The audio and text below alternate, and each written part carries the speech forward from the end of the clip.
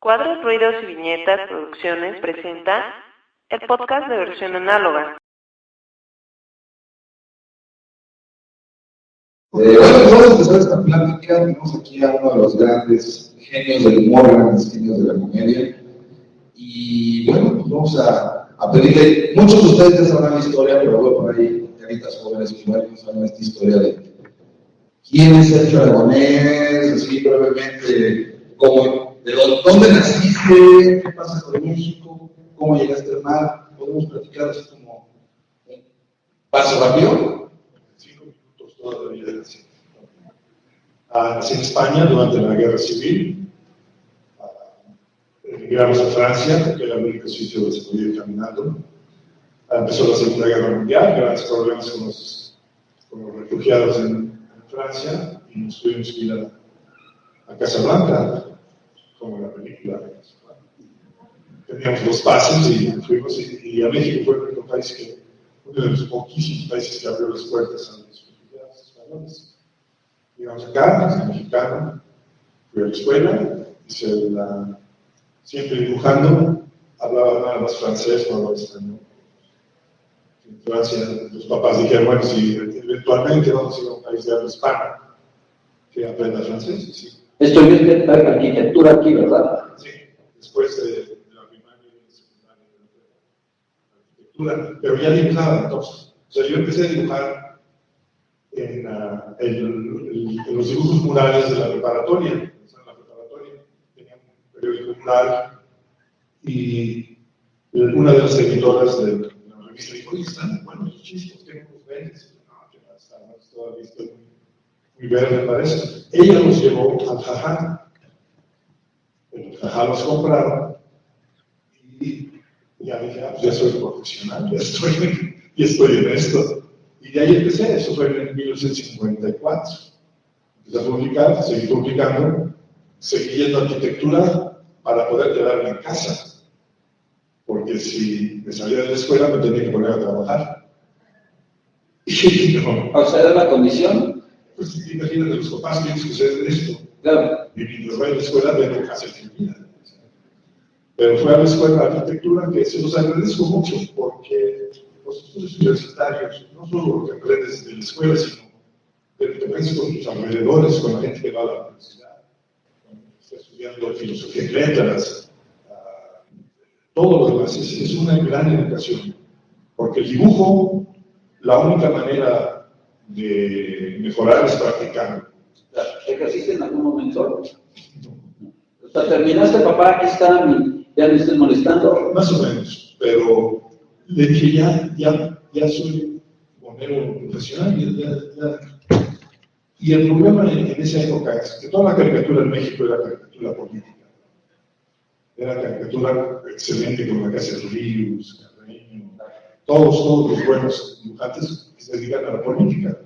El cómic era fantástico también en esa época, pero yo no dibujaba el arte secuencial, yo dibujaba gags, cartoons, sin palabras, chistes, porque nunca pude dibujar anatomía correcta, o sea, estudié arte.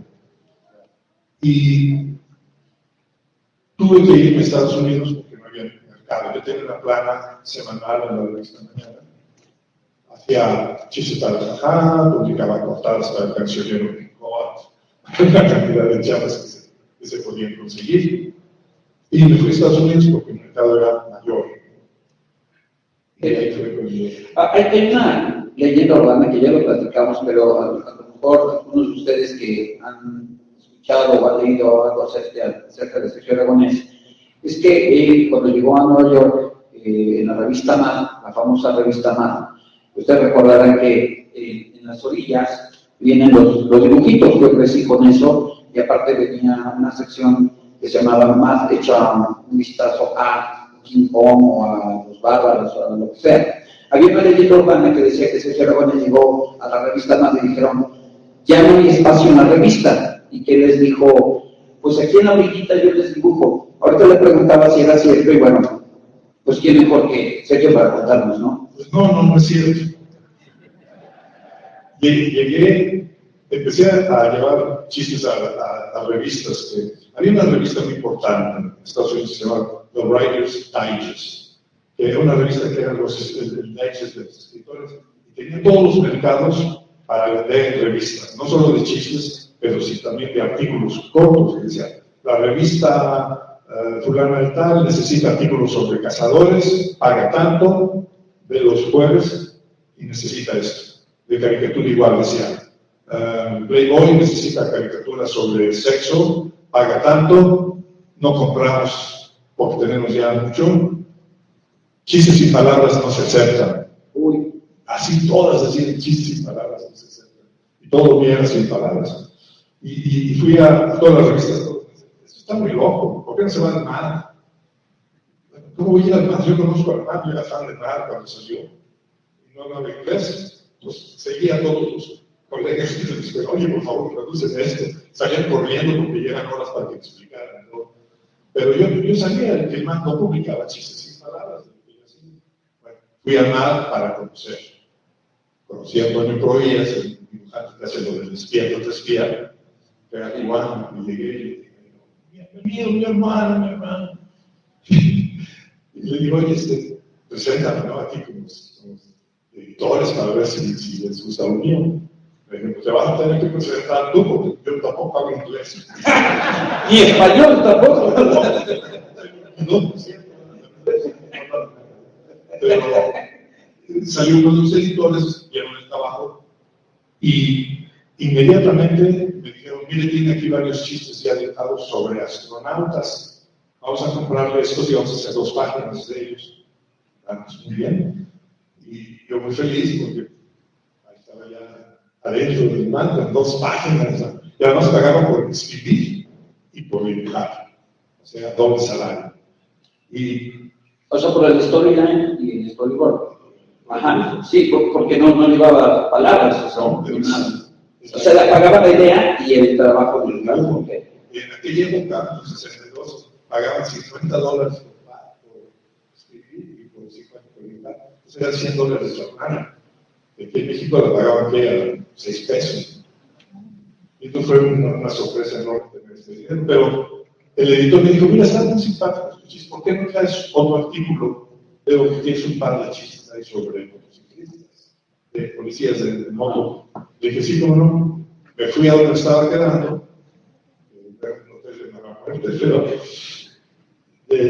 al día siguiente llegué a Mar con más de 30 ideas sobre motociclistas y no se lo tuvieron que creer, porque eso no les pasa. Les toma un mes para que nos lleven un artículo. Yo al día siguiente estaba con otro artículo, pues inmediatamente me compraron. Y yo, sí, háganlo. Y más, oye, a ver, en 2 días más, otro artículo sobre el fútbol, que además no sabía nada del fútbol americano, pero se lo llevé. Eso es bien importante. ¿Cómo acciona la mente del Sergio Aragonés? Y aquí dice, a ver, vamos a hacer una tira sobre conferencistas o sobre futbolistas. O sea, tú puedes tanto hacer trabajos por encargo como, obviamente, por cosas que no te gustan, pero si te dice por encargo y mañana lo tienes, ¿cómo acciona tu cerebro? Ojalá lo supiera, pero el hecho es que a través de los años se vuelve una rutina, como todo. Es pensar lo absurdo de una situación, algo que no pasa, algo que puede ser tan dramático, pero al dibujarlo en forma de humor se vuelve humorístico. Justo eso te preguntaba porque yo tengo la idea de que la comedia es un punto de vista. Hay un libro de John Burroughs que se llama Caja de herramientas cómicas, cómo ser chistoso si no lo eres. Y dice, la comedia es verdad y dolor. ¿Tú crees que tiene algo de esto? Sí, es una línea muy fina. Tú cuentas algo muy dramático, que acabas de colgar a un señor, lo ahorcaron. Es muy dramático, no solo para que lo ahorcaron, sino para el hecho de que ahorcaron a alguien. Pero, por ejemplo, tú haces un chiste de una ahorcada, vamos a suponer que la ahorcada está así, ahorcada sacando la lengua. Entonces, pongo a una niñita viéndolo y sacándole la lengua también.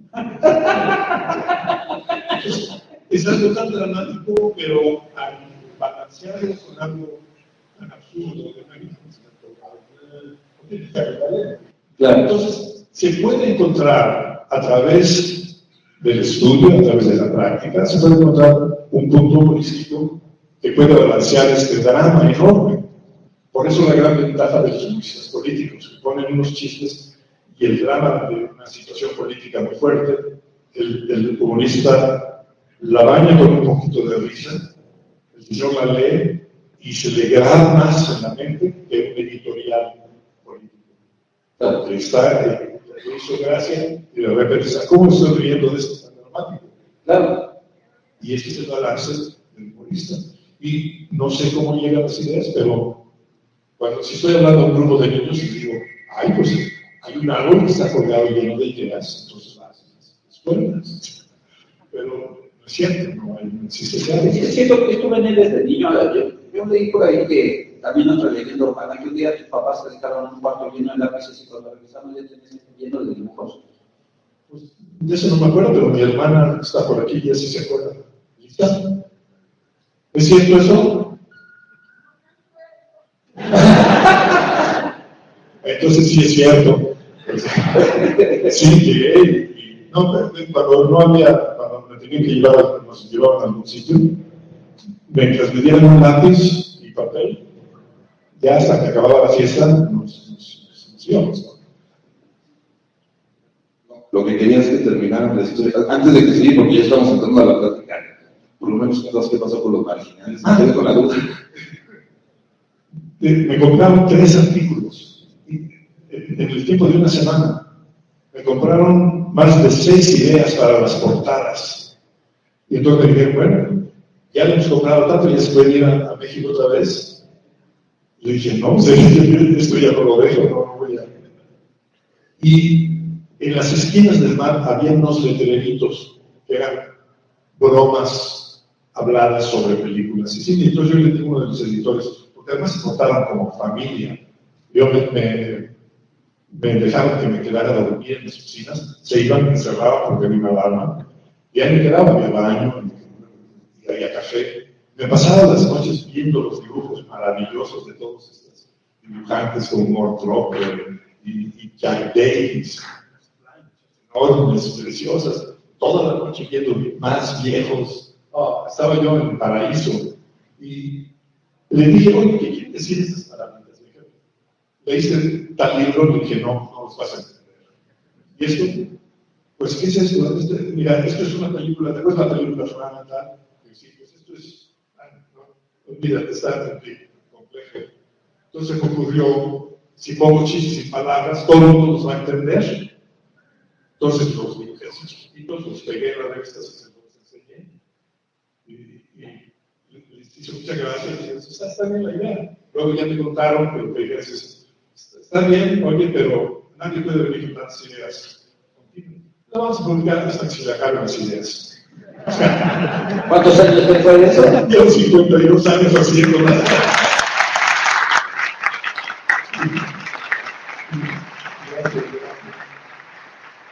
Sí, también las ideas, yo parte de la revista. Y él cuando empezó, ya empezaron después a comprar más artículos. Ya desde entonces, desde el 62, nunca he fallado un número de estaban, excepto uno por el correo francés, ¿no? Pero no, yo de faltar artículos nunca me he fallado en 52 años. Qué maravilla. Oye, a mí me parece, yo creo que la comedia verbal es muy agradecida, es un bombonazo, pero hacer reír sin palabras, ¿eso fue casualidad? ¿Cómo lo descubriste? ¿Qué fue algún día? ¿Cómo? Siempre me gustó la pantomima. El hecho de que cuando éramos jóvenes, muchos de los dibujantes, inclusive Rius, éramos todos jovencillos, 19, 15 años, por todos lados íbamos viendo revistas extranjeras, íbamos al Hotel Genet a ver, y los chistes que entendíamos eran los del Paris Match, de los franceses, porque no llevaban palabras, y de las revistas alemanas que no llevaban el Punch, eran puros textos y no entendíamos nada. Y del New Yorker tampoco, porque eran chistes que no le llegábamos. Entonces, a mí más me dio por el chiste de que todo el mundo lo pudiera entender. Entonces, casi el chiste se piensa con palabras. Entonces, lo vas eliminando, casi lo piensas como una historieta. Entonces, lo vas eliminando a lo más básico, a lo mínimo que se puede explicar. Sí, hasta que se encuentra la solución. Es complejo, con la práctica se puede hacer. Y se sigue haciendo. Hay cosas que no se pueden hacer porque no invita a la pantomima. ¿Sabes qué me ayudó mucho? Alejandro Jodorowsky. Cuando Marcel Marceau estaba en la universidad haciendo teatro, pero no estaba haciendo teatro, lo que pasaba es que uno de mis buenos amigos era un actor que se llama Héctor Ortega, y Héctor iba yo a recogerlo y estaba actuando ahí ensayando, entonces me quedaba yo ahí sentado esperándolos. Y siempre alguien fallaba y me decía, oye, era una sobre tú lee esa parte. Y poco a poco ya me quedé en teatro de arquitectura. Vino Marcel Marceau de Francia a dar la pantomima, que fue un espectáculo sensacional. Y la universidad le pidió a Marceau que si se podía quedar a dar clases.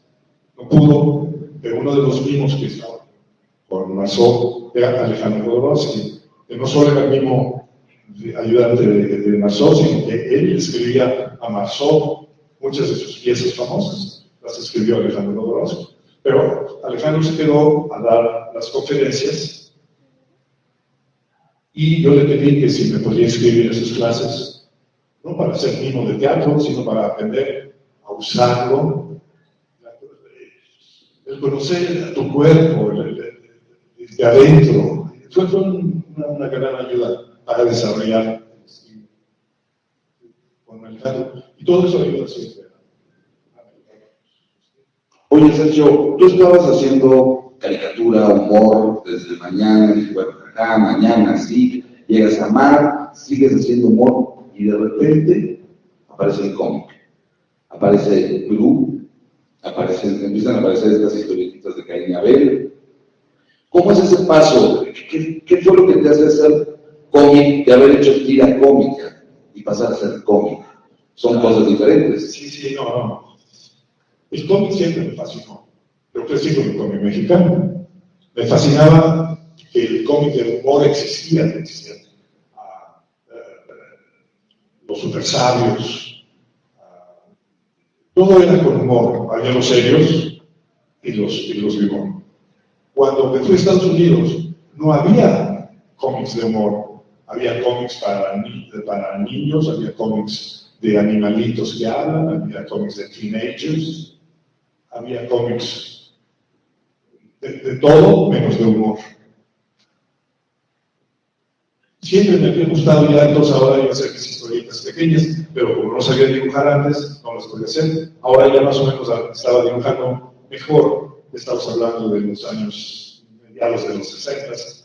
Y entonces sí me hubiese gustado hacer una historieta de humor en Estados Unidos, pero no había mercado. Me voy a Europa por 2 años, a Francia, a España, y me doy cuenta que la mayoría de los cómics europeos son de humor. Asterix, Tintín, cantidades de los tebeos, todas las historias. Había cantidades de chistes de humor, de cómics de humor. Entonces dije, eso sí lo puedo hacer ya. También en Europa, los derechos autorales, que es lo que permite manejar a tu libro de video y cómic, pertenecen a los autores, cuando deben de ser. En muchos países, las compañías editoriales se quedan con los derechos autorales y repartir las regalías a los autores. En Estados Unidos, tú pensabas un personaje, se los llevabas a Marvel o a la DC, y ellos se quedaban con los derechos. Los personajes que han creado muchos de los fantásticos, de los Cuatro Fantásticos, han ganado menos dinero que el señor que diseña los trajes de ellos. O sea, es una vergüenza lo que ha pasado a través de los años. Entonces, cuando yo empecé en Estados Unidos, ya tenía yo algunas ideas de hacer algunos cómics. Quería hacer unos cómics sobre uno que tenía un hermano de Tarzán, que era estúpido, que era el hermano gemelo de Tarzán. Y otros, a mí me gustaban mucho las historias de bárbaros también. Y yo no quería hacer una historia que ya existiera, o sea, de humor. se me ocurrió el Blue y empecé a trabajar con él y me gustó que podía dibujar dragones, no tenía que dibujar edificios, ni coches, ni cosas reales, que pues, un poco de trabajo, pero eran cosas de fantasía. Y voy a las compañías y me dicen, sí, nos encanta el cómic, pero somos los dueños de los derechos. Ya no, los derechos son míos. No, en Marvel me dijeron, over my dead body. O sea, que son innumerables. Pero eso fue en el 69, 70, 72, 74, 1980, 1982. Sale una compañía que acepta que los autores sean dueños. Toma 10 años para poder publicar el cómic. Los buenos dibujantes de Estados Unidos, entre ellos uno se llama Jack Kirby, otro se llama Neil Adams, Mike Grell, todos ellos se fueron a la Pacific, que era la compañía que publicaba nuestros cómics, repartiendo los derechos autorales. Me fui con ellos, les encantó la idea y empecé a publicar el Blue. Claro, al darse cuenta que ya empezábamos a publicar los dibujantes con esta compañía, ya Marvel y la DC ya empezaron a dar los derechos. Así cambió toda la historia. Pero fue eso el principio de cómo empecé a hacer cómic. Y la ventaja era que no tenía que dibujar nada real, como coches, camiones, era todo de fantasía. Y gustó. Y mucho. Y llevo ya desde el 83, que salió el primer número, y sigo publicándolo. Estoy haciendo ahorita una serie nueva. Acabo de hacer un crossover, es una cruz entre Conan y Gru. El Conan lo dibujó Tom Yates, que dibuja al Príncipe Valiente en los domingos. Muy buen dibujante. Entonces, la parte seria de Conan la dibuja él, dibujo yo. Y han salido, fueron 4 números, ya salió el número 4. Y estoy haciendo una nueva serie que se llama Amigos y Enemigos. Son 2. Pero sigo siendo Gru, sigo siendo Matt. Y un nuevo que se llama Fonis. Oye, Sergio, yo tengo una pregunta mía. El otro día tuve la oportunidad de ver una obra que se llama Next to Normal, estaba en Nueva York, y es un musical, pero es un dramaturgo, una persona que le quita parte de la memoria para olvidar a un hijo muerto, pero le quitan todo, y entonces ya no se acuerda ni con quién estaba casada, etc. Bueno, al final es un dragón, y yo estaba con 2 personas que estaban llorando, y yo estaba muerto de risa, porque mi cabeza, a mi cabeza le ponía la comedia a lo que yo estaba viendo. Mi pregunta es una constante en la gente que hace humor, que tu punto de vista siempre te lleva inevitablemente a ver cualquier cosa con humor. Totalmente cierto, y es inevitable. Cuando se murió mi papá, fuimos al cementerio y estaba lloviendo un poquito, los paraguas y la tristeza. Y enfrente de mí estaba mi tía, con tacones altos, y se estaba hundiendo en el lodo. Y mi tío me agarraba la cabeza. Y yo no le podía quitar la vista encima. Y luego mi tía se empezó a caer. Buscando papel para apuntar ese chiste.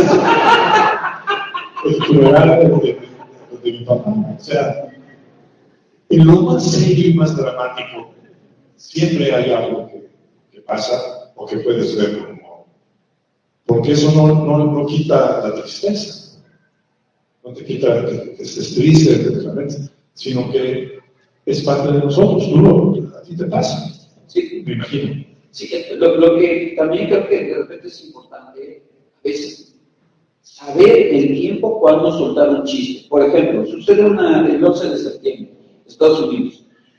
No sé en qué momento podemos o estamos autorizados o la gente te perdona que hagas un chiste a través de una tragedia. Digo, hay cosas que en la vida jamás se deben de tocar. Yo escuché un chiste que hicieron unos niños, si supiste, de una guardería, que murieron, y yo digo, esas cosas ya están intocables. O sea, estamos hablando de gente... pero hay cosas que a lo mejor nos vemos tan lejanas, ¿no? Por ejemplo, no pasó en México, entonces fue en Estados Unidos, bueno, entonces nos podemos ver. Pero ¿dónde viene la línea? ¿Hasta dónde hay una línea que se permite un humorista para tocar ciertos temas? ¿Te ha pasado que te has autocensurado? Conozco esa línea. O sea, es una línea invisible, por respeto, no por respeto a ti, sino por respeto a los que han muerto, a los que están sufriendo por algo que está pasando. Esa línea hay que respetarla. Hay gente que no la respeta y porque son... Desgraciadamente. Pero hay esa cierta línea, por ejemplo, cuando los de los aviones, lo primero que se puede son chistes, claro, pero no los puedes publicar. Hay un cierto respeto que lo llaman la politically correct, sería una corrección política. ¿No? Antes se podía uno burlar de todo porque uno más insensitivo a los sufrimientos de otros. Eso pasaba a todos. Hacíamos chistes de ciegos, hacíamos chistes de cojos, de todo, sin importarnos nada.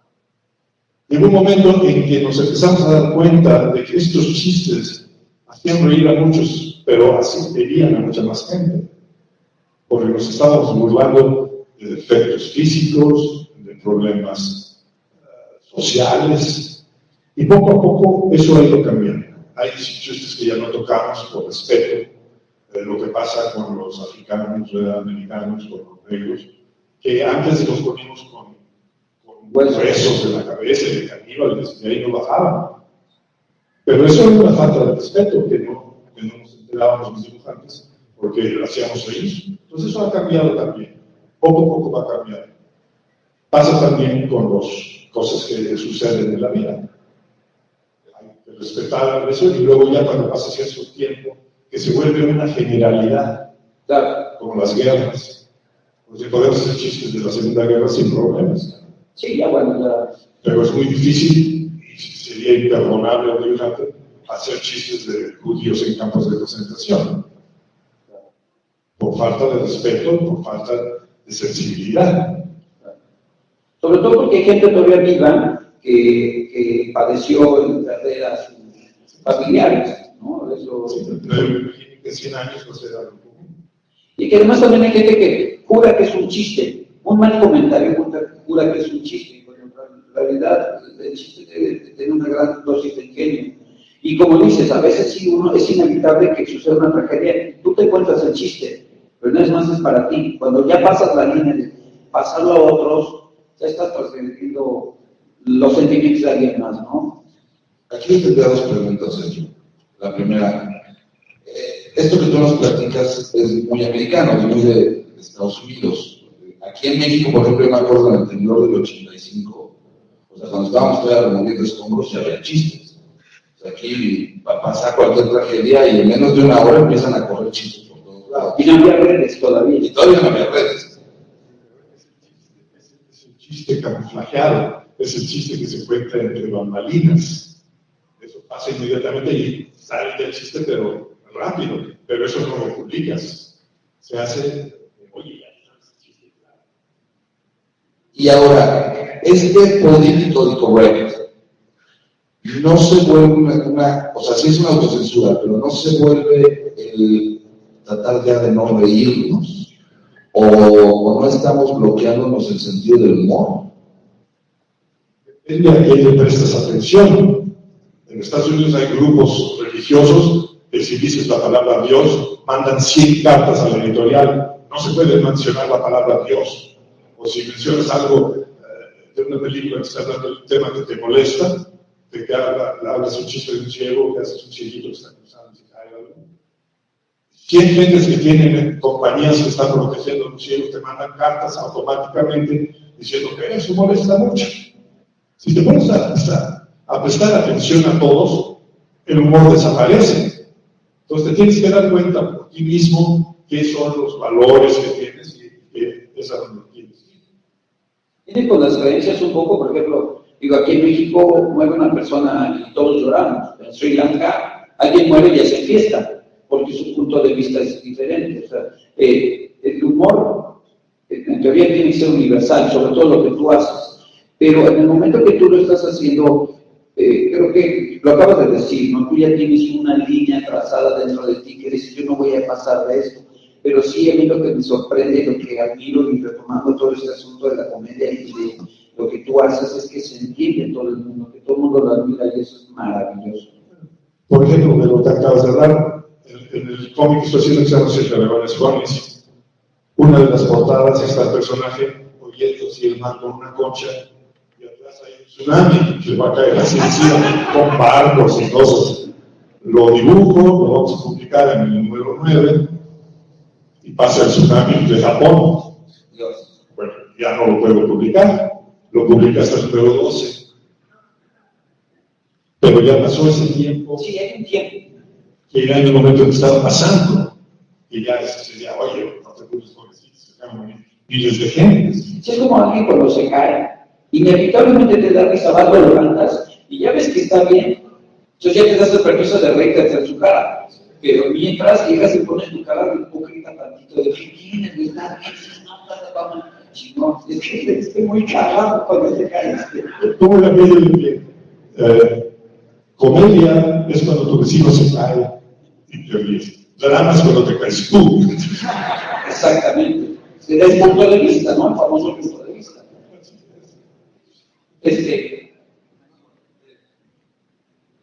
Ahorita que hablábamos, porque a mí me parece muy interesante también de repetir como mezclando, tú desarrollaste algo en Gru muy peculiar, una narrativa humorística que no he visto en casi ningún cómic. Y bien que he leído, Gru habla con caras, habla con gestos.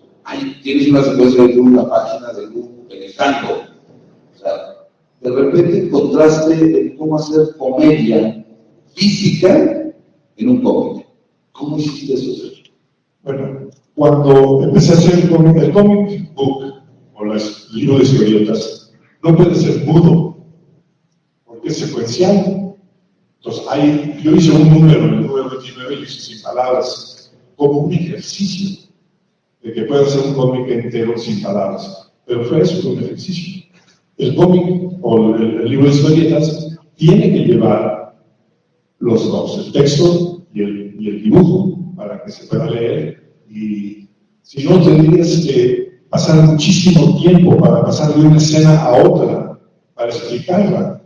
O sea, el diálogo te permite irte de un panel a otro con un poquito de diálogo, cambiando el texto, y es una mejor dirección del cómic.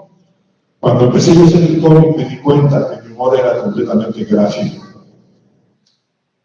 Pero las historias las puedo contar rápido, así, como sea. Y necesité a un colega que se llama Mark Evanier para que él me corrigiera e hiciera el humor oral de Gru. O sea, yo escribo la historia, la dibujo a lápiz y se la doy a Mark. Mark ve mi texto y dice, si la borra ya lo pone bien hecho, o le cambia. Oye, aquí hay un chiste muy bueno que puede salir de esto, y le cambia un panel, lo borra y así. O sea, en el cómic lleva una influencia mayor en la parte oral del cómic, del texto, pero la historia ya está escrita, de principio a final. Eso no lo cambia, lo hago yo. Y con el diálogo de él se combina, cuando ya me llega el texto, ya se lo mandamos a Stan Sakai, que es el que hace las letras. Y ya me llegan y me río yo mucho porque de repente ya sé exactamente lo que está diciendo cada personaje. Entonces ya hago los balones, le pongo la cara exacta. Pero mucho es la pantomima de la historia. Y sí, se puede combinar las dos. Oye, hay el cómic es un género, pero hay un subgénero, o sea, por ejemplo, el hecho de que tú, que vaya con palabras, que vaya con texto, y el que no vaya, que se denomina diferente, o ambos son cómics nada más. Son cómics. No hay arte secuencial que lo llaman, que además México fue creo el primero país que empezó a usar eso en los años 40. Los americanos no inventaron la sequential art. Eso ya existía en la novela gráfica. Pero en la novela gráfica ves un cómic largo. El cómic que hacemos nosotros es para una lectura instantánea, una lectura mensual o semanal que puede entretener y continuarse o ser completa. Pero es música. Y depende de los temas que se usan. Vamos al juego. Ciudadano. Personaje, Sergio. Crear un personaje es una de las cosas más complejas. Es un personaje que tenga todas estas características, que se involucre con la gente, que la gente lo adopte. Entonces, el personaje se da rato. Que si Drew, que si Miley Macro, que si específicos, ¿cómo es ese proceso para crear un personaje? Vamos a crear un personaje ahorita. Super fan. Aquel señor es el fan que viene a todas las lecturas y de repente ella quiere ser monero, pero sigue siendo fan. Entonces de ahí ya sacamos la historia. Es un fan que quiere ser superhéroe, pero no puede ser. Pero sigue siendo fan. Todos si les dice, yo soy eso, soy aquello. No sé, estoy hablando de los fans, pero eso es como se hace un personaje. Cualquier palabra se saca el personaje. Es el desarrollarlo, el que no exista ya, el buscarle una personalidad. Cada hijo que nace es una historia, cada hija también. Nace el bebé, se quiere, y eventualmente se vuelve presidente o cualquier otra cosa. O sea, es una historia. O sea, yo buscaba la necesidad en Europa, en otro viaje, un editor yugoslavo necesitaba una plana semanal de humor. Dije, Sergio, necesito una plana semanal. ¿Tienes tiempo? Siempre se puede hacer tiempo para el trabajo.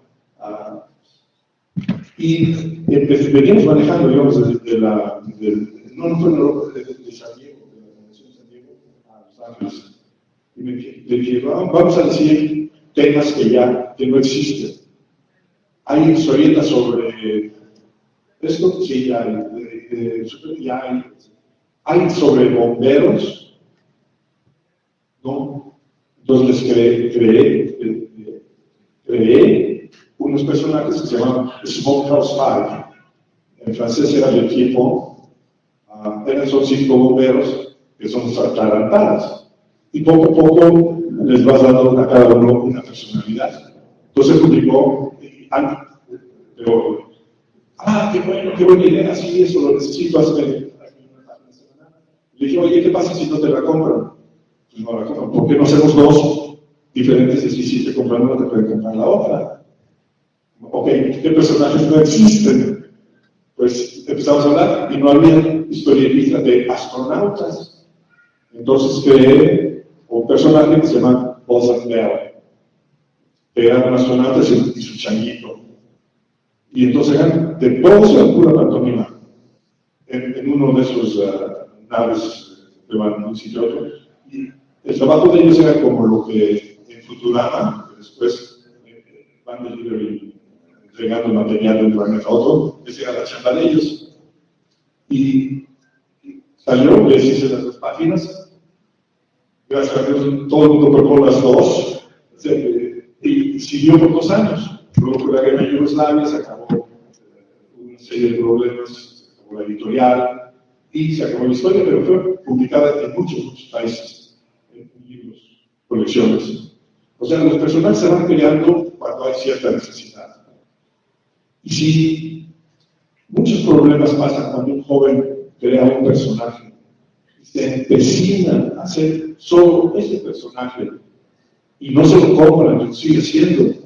Olvídate de él, piensa otro. Y si no gusta ese, piensa otro. Hasta que guste. Luego ya que te vuelves famoso, empiezas a tener los otros.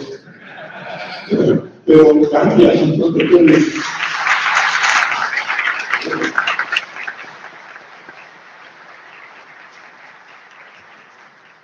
Creo que es momento entonces de preguntarte sobre tu personaje más famoso. Gru. ¿De dónde sale?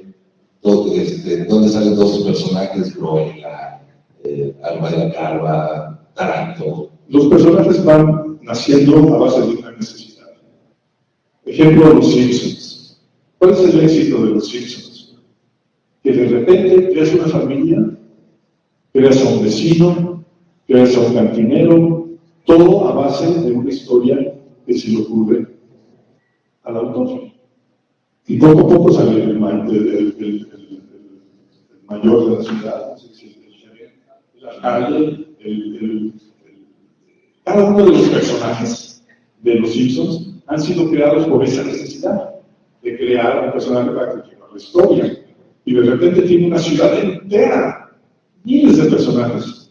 Igual con Gru, yo empecé con Gru, y Gru era tan estúpido, pero como yo solo siempre eran pensamientos, inclusive es tan estúpido, no puede estar pensando todo el tiempo. Entonces le di a un personaje, le dije a un compañero, si le doy a otro ser humano, lo va a matar en el segundo cuadro, o el segundo personaje va a tomar el sitio principal y Gru se va a volver el achichicle, el ayudante. Entonces no puede ser un ser humano, entonces un perro. Entonces pensé, bueno, un perro más un perro así fuertísimo. No, porque no hay contraste. El Gru es estúpido y si por su perro es estúpido, se acaba el cómic. Entonces el perro es más inteligente. Se llama Ruferto, es más inteligente que el personaje. Luego vas y necesitas ahora un villano, entonces creas a Taranto. Luego, poco a poco van haciendo los personajes a través de una historia que se te ocurre. Y las historias se van ocurriendo a través de necesidades. Una de las historias que más me gustan a mí, yo quería hacer una crítica sobre la televisión. Pero en la época de los malos no había televisión. Y yo decía, ¿cómo me puedo hablar de la televisión que no existe? Y de repente estaba viendo a los títeres, y dije, los títeres. La cajita de los títeres es como un aparato de televisión, los adornos son como los... Entonces, ya la crítica fue sobre los títeres. Empezó la competencia de una estación a otra, Gru se quedó y empezó a destrozar personajes, o un señor se dio cuenta que si podía anunciar sus juguetes, los niños que estaban viendo los títeres lo iban a comprar. Así se empecé a criticar la comercialización de la televisión, inclusive las DVDs, la gente no quería irse, entonces traían comida, la competencia, toda la crítica sobre televisión la hice sobre los títeres. Y al final del cómic están todos viendo los títeres, como excepto el perro y un niñito que están viendo la puesta del sol. Están sentados. Esa fue la conclusión, ¿no? O sea, que era la sapiencia. O sea, cada historia lleva una base verdadera, algo que te quieres criticar, algo que quieres burlar de eso, algo que quieres hacer. Y así todos los personajes han nacido. Pues bueno, estamos cerca de concluir. ¿Hay alguna pregunta del público que le quiera hacer a Sergio? Si hay, a ver, Roberto por acá. A ver. Sí, te paso el micrófono acá para que les hagan la pregunta.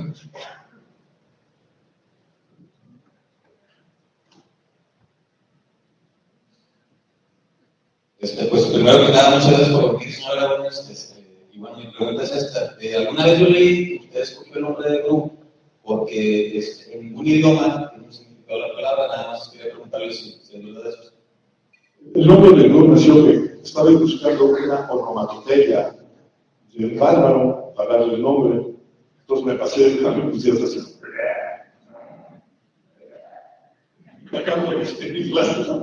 Y en una salió la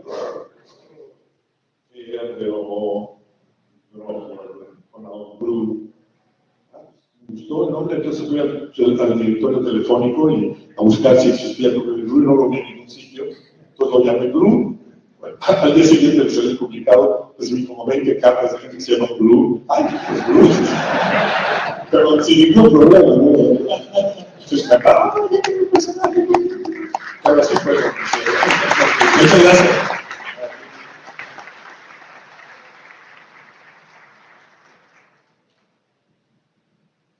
Sí, eso de los nombres, muchas gracias, Andy. primero pensar que no existe para que no tener complicaciones, ¿no? Buenas tardes. Igual, antes que nada, muchas gracias por todo lo que nos ha dado. Y decirle, yo creo que una película de Gru sería muy difícil de hacer. Creo que alguna vez había escuchado que no tenía una intención de que Gru llegara a una película, algo. Pero imaginando, me gustaría saber, ¿a quién le gustaría a lo mejor que le pusiera voz a Gru si pudiera? O algún actor, nada más así como un ejercicio de imaginación. Se han tratado de hacer películas de Gru, pero lo que pasa con las grandes compañías es que se quieren quedar con todos los derechos. Y luego no quieren que tú participes en los cambios. O sea, quieren tener el total control de lo que van a hacer para no tener que darte, estar consultando contigo a cada segundo para los cambios que quieren hacer. Ha habido varias compañías, hay abogados que se están encargando de todo eso y no nos hemos podido poner de acuerdo. Hay bastantes compañías que siempre quieren hacer Gru. Yo creo que el Gru sería sensacional de hacer, y ahora que es más fácil con el CGI, la computadora, porque se pueden crear más armas, cantidad de soldados sin tener que dibujar a cada uno para que nos vea la película muy barata. O sea, sí se puede hacer, y hay scripts basados para hacer la película. Las voces depende de qué idioma. Como yo, casi todo es mudo, y Gru siempre habla en español. Pienso en español cuando estoy haciendo los diálogos, pero Gru no es el personaje importante. El personaje importante son todos los personajes alrededor de él. Esos son los personajes que tienen que tener voces importantes. El Gru tiene que ser una voz así, de un bárbaro, ¿no? De ese estilo de voz, o sea. Pero no quiero actores famosos para hacer las voces. No quiero que identifiquen al grupo con actores famosos que hacen voces. O sea, una de mis condiciones es que no quiero gente famosa. Quiero gente buena que haga buenas voces, pero no famosos. No quiero que cobren más que yo para empezar. O sea, muchos de los presupuestos de las películas de animación, y se costó 100 millones de hacer, no es cierto. Los productores ya se quedaron con 20 para empezar. Luego los de las voces cobran 10 millones cada uno. Y luego los pobres animadores apenas les dejan dinero para hacer la película. O sea, no, cuando se haga la película del club, todo el dinero va a estar en la película. Excepto el dinero, ¿verdad? No me voy a hacer la película.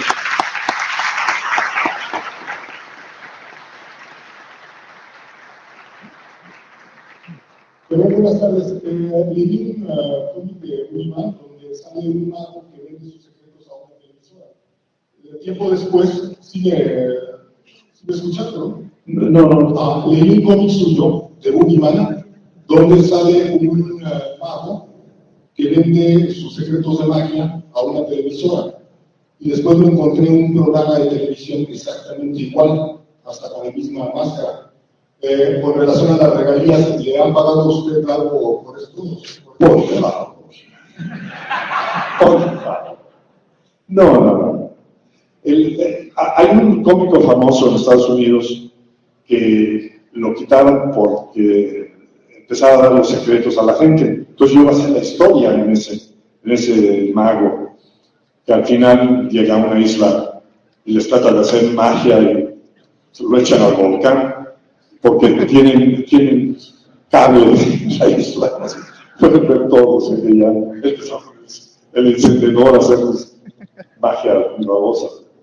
O sea, no, las regalías, mira, los derechos autorales, por los que peleamos tanto, solo cubren ciertas cosas. Por ejemplo, no hay protección sobre ideas. Si ustedes hacen un chiste mío y lo dibujan ustedes, y es el mismo chiste, yo no puedo hacer nada. ¿Por qué no hay protección sobre la idea? ¿Cómo puedo probar que tú no tuviste esa idea al mismo tiempo que yo? Si tú me copias mi dibujo, así ya tengo base para demandarte porque estás usando mi dibujo.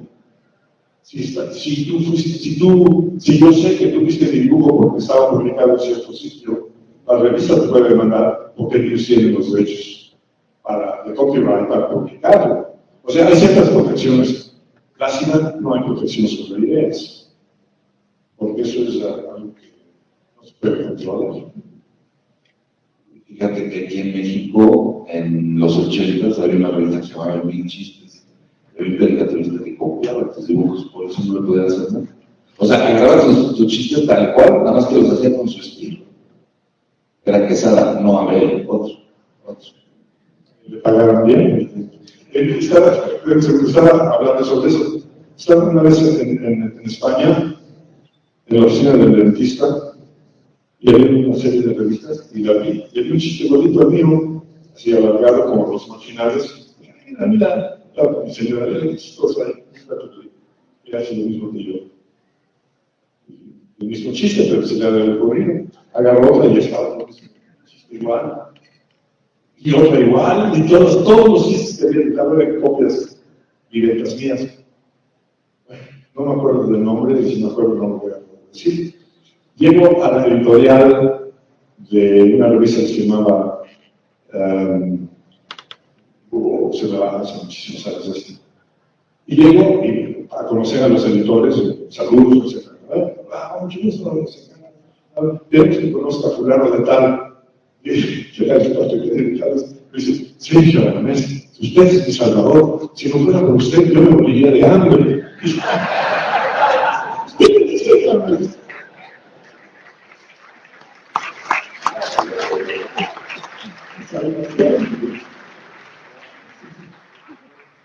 Antes que nada, muchísimas gracias. Somos ya 3 generaciones de admiradores de tu trabajo. Mi papá conoció la revista Mad por mí y ahora mi hijo, somos fans, ¿no? Pero siempre tenía una duda, maestro, y le digo maestro porque nos ha enseñado muchas cosas a través de su dibujo, de su humor. ¿Qué tan difícil fue para usted el trabajar en Estados Unidos sin conocer el idioma, sin tener mayores conocimientos de la cultura norteamericana? Y sobre todo porque usted no solamente hace este trabajo, sino ha sido un activista precisamente de los derechos de los autores y muy poco reconocido al respecto, ¿no? Pero usted, yo creo que dentro de la industria de los Estados Unidos ha sido fundamental en que los autores sean reconocidos por su trabajo y no solamente reconocidos, sino además recompensados por el trabajo que ellos están haciendo. ¿Qué tan difícil fue para ustedes? Sí fue difícil en el sentido de que estaba en un país completamente extraño. Pero gracias a Dios Puerto Rico existe. La mitad de Nueva York habla español, o sea, puertorriqueño, todo, paisano. O sea, sabe español mucho. Y me acomodé rápido. Lo que me abrió las puertas fue el trabajar a cuando seguí yendo a otros sitios para seguir el freelance, lo primero que decía era, hola, soy dibujante de mar. ¡Oh, bienvenido! Entonces me abrió las puertas para otras revistas y otros trabajos. Ya después, lo de los dioses autorales fue cuando Gru tiene la gran ventaja, o lo que sea, del orgullo para mí, que fue el primer cómic en color publicado por una compañía grande que el autor es el dueño. O sea, eso fue un gran para mí, porque fue el primer cómic publicado a color que yo soy el dueño. O sea, eso ayudó a otros dibujantes a empezar a pedir derechos autorales y si no los decidían no iban a venderlo. Y la prueba es que las grandes compañías siguen usando los mismos personajes que se robaron hace 50 años. No tienen casi nada nuevo. ¿Por qué? Porque los nuevos ya no lo dan de gratis. O sea, ha sido un gran honor haber participado sobre eso.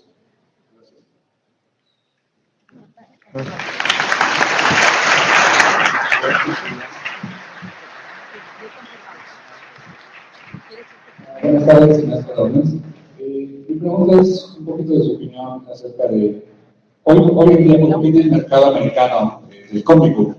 ¿Por qué hay tan poco humor? La verdad es que haciendo estadística, la mayoría de los cómics son superhéroes, son acción, es horror, hay mucho drama incluso, pero el humor tiene un espacio tal vez muy pequeño. ¿Por qué ocurre esto? Bueno, el humor en los cómics en Estados Unidos empezó con el underground.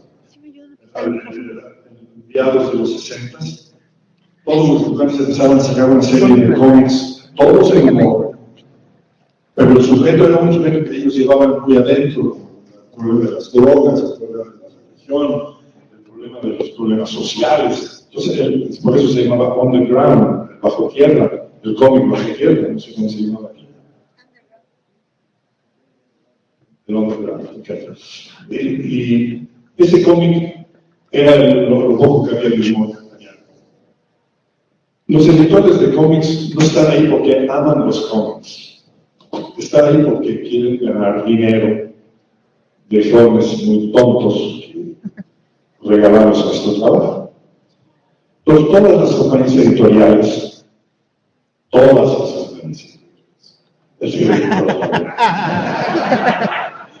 quieren ganar dinero, porque no crean nada.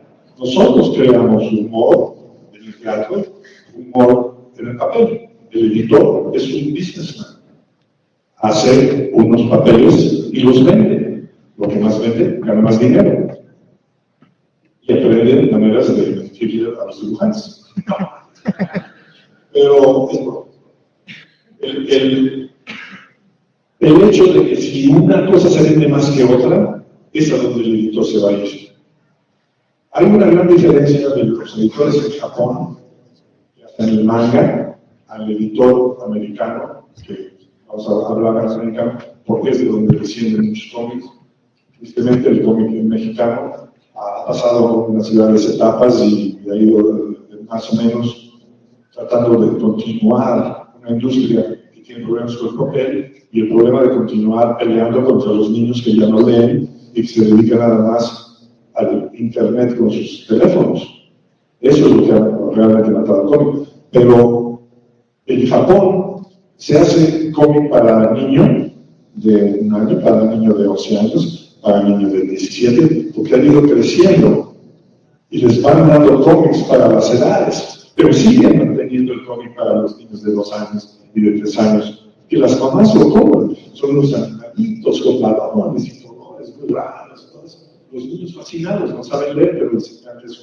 Cuando crecen y aprenden a leer, ya tienen el cómic de los 11 años, de los 14, de los 18 que ya hay más sexo.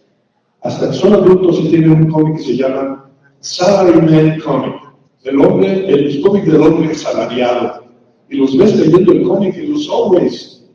Y son cómics que hablan de los problemas que tienen en las industrias y todo eso. Porque han crecido. En Estados Unidos se hizo el cómic para el niño. Cuando creció el niño, se hicieron un poco más adultos y más adultos, pero no se publicaron estos cómics ya, porque no daban tanto dinero como estos superhéroes, que hasta hacían 3 portadas diferentes para sacarles el dinero explotando al fan. Y de repente el fan crece y ya se aburre del cómic y se va a ver películas o lee Playboy o lee a Sachs o otras cosas. O sea, crece y deja el cómic. Entonces dice, ¿por qué los dejan? Porque no tiene más gente. Los abandonaron a todos ellos. No les hicieron cómics para ellos, por eso están aquí. Se dedicaron nada más a darles el cómic. El humor no se vende, porque el humor ha sido siempre dado gratis. En las tiras cómicas de los periódicos, el humor es gratis. En el Playboy los chistes son gratis. Todos los chistes del humor es gratis de otros editores. ¿Por qué tenemos que pagar este cuate si todos los chistes son gratis? El hacernos reír es gratis. Sí, pero eso es lo que dicen. Entonces no quieren pagar. Al no pagar, no se trabaja. Al no trabajar, siguen siendo los superhéroes. Y es una cadena, un círculo vicioso que hay que alguien tiene que parar.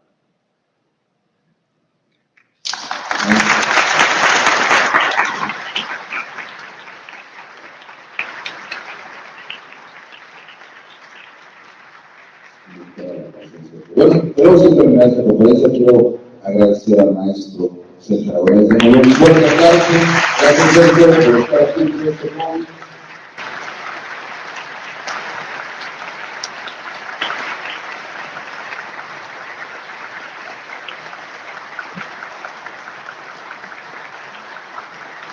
Maribel, de este lado, por favor.